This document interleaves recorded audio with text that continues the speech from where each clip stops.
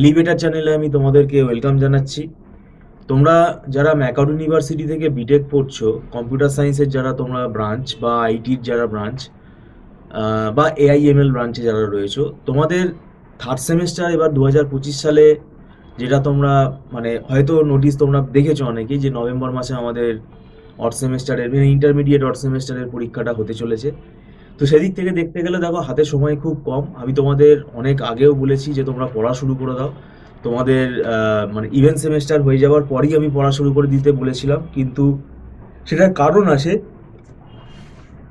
কারণটা হচ্ছে, দেখো, আমাদের থার্ড সেমেস্টারে যে তিনটে সিলেবাস রয়েছে, মানে তিনটে সিলেবাস বলতে তিনটে সাবজেক্টের যে সিলেবাস রয়েছে, analogue and digital electronics, data structure with C, আর আমাদের কম্পিউটার অর্গানাইজেশন অ্যান্ড আর্কিটেকচার। এবার ব্যাপারটা হচ্ছে, দেখো, ডিজিটাল ইলেকট্রনিক্সটা 90% মতো রয়েছে, তার সাথে অ্যানালগ ইলেকট্রনিক্স রয়েছে, এবং যথেষ্ট বড় সিলেবাস। ডিজিটাল ইলেকট্রনিক্সের মধ্যে এত সার্কিট থিওরিগুলো রয়েছে, এত সার্কিট মানে লজিক রয়েছে, তাদের আলাদা আলাদা ক্যাটাগরি রয়েছে, সেগুলো কিন্তু পুরোপুরি বুলিয়ান ম্যাথামেটিক্স। এবং সেটা কিন্তু না শিখে তুমি করতে পারবে না, মানে তোমাকে প্রসেসটা শিখতে হবে, হয় তোমার একা একা জিনিসটা বুঝতে হবে, না হলে কোনো গাইডের হেল্প নিতে হবে। পরীক্ষার হলে তুমি কিন্তু কিছু নিজে ইনভেন্ট করতে পারবে না। আর এটা পুরোপুরি নিউমেরিক্যাল বেসড, যেখানে কিন্তু প্রচুর নিউমেরিক্যাল আছে। এছাড়াও আমাদের কম্পিউটার অর্গানাইজেশন আর আর্কিটেকচার আর ডেটা স্ট্রাকচারও কিন্তু নিউমেরিক্যাল আছে। আমাদের যে স্পেশালিটি সেটা হচ্ছে, আমাদের ইনস্টিটিউটই একমাত্র স্টুডেন্টদেরকে নিউমেরিক্যালগুলো শেখায়, নিউমেরিক্যালগুলো সলভ করায়। কারণ তুমি যদি গেট এক্সাম দিতে যাও, সেখানে কি কোনো থিওরি এক্সাম আসবে? সেখানে সব নিউমেরিক্যাল আসবে। সেটাই হচ্ছে আমাদের স্পেশালিটি, এবং আমরা যেহেতু কনসেপ্ট ক্লিয়ার করে পড়াই, সেই জন্য কিন্তু নিউমেরিক্যালগুলো আমরা সলভ করি, এবং পরীক্ষায় নিউমেরিক্যালগুলো আসলে অনেক স্টুডেন্ট ছেড়ে দেয়, তাতে নাম্বার অনেক কমে যায়।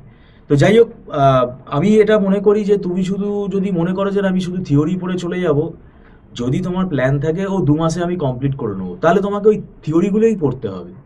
তো সেটাই একটা প্রবলেম। তো হাতে সময় খুবই কম। সামনে আমাদের একটা ফেস্টিভ্যাল সিজন আছে, সেখানে কলেজ স্বাভাবিকভাবেই ছুটি থাকবে, আমাদের ইনস্টিটিউটও ছুটি থাকবে।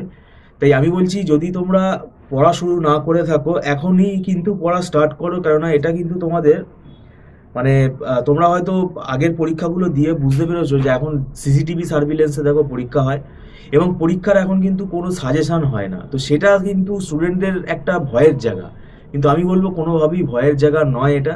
কেননা এখন সিলেবাসটা মোটামুটিভাবে দেখো 100% কমপ্লিট করা এখন যা সময়, আমি বলবো হবে না।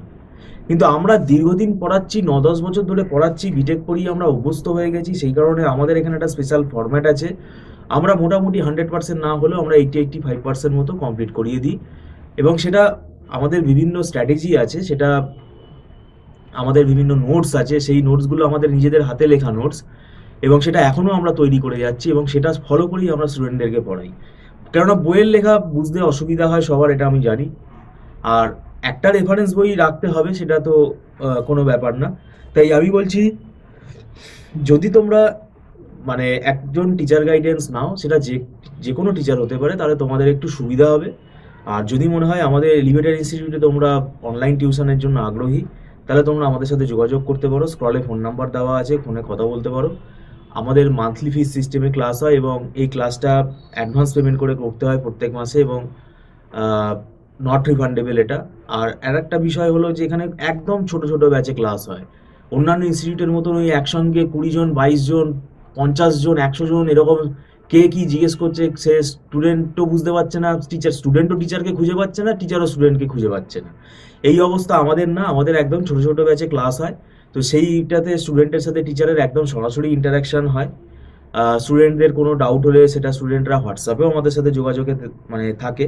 তো যাই হোক, ব্যাপারটা কিন্তু অনেক স্মুথ হয়, এবং যারা রিমোট এরিয়াতে থাকে তাদের তো অবশ্যই ব্যাপারটা খুব সুবিধা, কেন দূরে তারা থাকে, কলকাতার বাইরে থাকে, তাদের এটা অসুবিধা হয়। তাই আমি বলবো, থার্ড সেমেস্টার কিন্তু একটা মানে সাপ্লি পাওয়ার একটা এখানে কিন্তু অনেক জায়গা রয়েছে।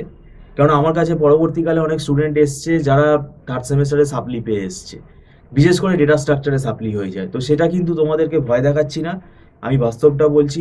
কনসেপ্ট ক্লিয়ার করে পড়ো এবং পড়া শুরু করে দাও। এবং যারা এখনো পড়া শুরু করেনি, তাদের কিন্তু মানে একটু ডিফিকাল্ট হয়ে যাবে সামনে, তাদেরকে কিন্তু আরও স্ট্রেস মানে তাদের কি বলবো, আরও জোর দিতে হবে। কেননা এখন দেখো, সাপ্লি পেলে আমরা এটাও দেখেছি যে সাপ্লি প্রত্যেকটা সেমেস্টারে একটা একটা করে পেতে পেতে সেই স্টুডেন্টটি ড্রপ আউটও হয়ে যাচ্ছে। তো এরকম কিন্তু কিছু মানে ঘটনা কিন্তু ঘটছে। কেননা মানে এখানে ব্যাপারটা কি হচ্ছে, নিজে যদি গাফিলতি করো তাহলে তো সেটা তো তোমাকে মেনে নিতেই হবে। আর সিনিয়রদের সাথে তুমি যখন পরীক্ষা দিচ্ছ সেই সেমেস্টারের একটা প্রেশার রয়েছে, তারপর ভাই আবার আর একটা আগের সেমেস্টারের সাপ্লি, এটা স্বাভাবিকভাবেই স্টুডেন্ট পেরে ওঠে না। তো সেটা কিন্তু খুবই টাফ। এবার তোমাকে ডিসাইড করতে হবে যে তুমি কিভাবে পড়াটা এগিয়ে নিয়ে যাবে। আমাদের এখানে একটা রেকর্ডিং ফেসিলিটি আছে, সেটা কিন্তু টার্মস অ্যান্ড কন্ডিশনের বেসিসে সেটা হয়।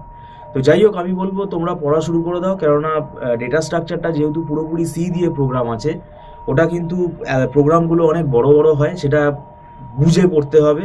আর কম্পিউটার অর্গানাইজেশন আর আর্কিটেকচারের মধ্যেও কিন্তু সব ম্যাথামেটিক্যাল কনসেপ্টই রয়েছে, ওখানে অ্যাসেম্বলি ল্যাঙ্গুয়েজ প্রোগ্রাম রয়েছে, ঠিক আছে, ওখানেও তোমার কিন্তু অ্যালগোরিদম রয়েছে। তো যাই হোক, ভিডিওটা সম্পূর্ণ দেখার জন্য তোমাদেরকে আমি ধন্যবাদ জানাচ্ছি। Thank you so much.